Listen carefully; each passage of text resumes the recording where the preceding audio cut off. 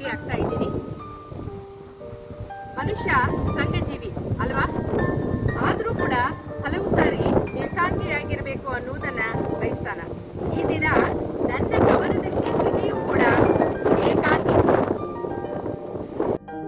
ಚಲಿಸಬೇಕೆನ್ನುತ್ತಿಹುದು ಮನವು ಬಹುದೂರ ಬಹುದೂರ, ಬಂಧಗಳ ಮೀರಿ ಭಾವಗಳ ತೂರಿ, ಕನಸುಗಳ ಮಾರಿ ವಾಸ್ತವವ ಒಪ್ಪುತ್ತ ಅಪ್ಪುತ್ತ, ಅದೇಕೋ ಕಾಣೆ ಏಕಾಂಗಿಯೇ ಕ್ಷೇಮ, ವಿರಾಮ ವಿಶ್ರಾಂತಿ ಬೇಕಾಗಿದೆ ದಣಿದ ಮೈಮನಗೆ, ದಣಿದ ಮೈಮನಗೆ.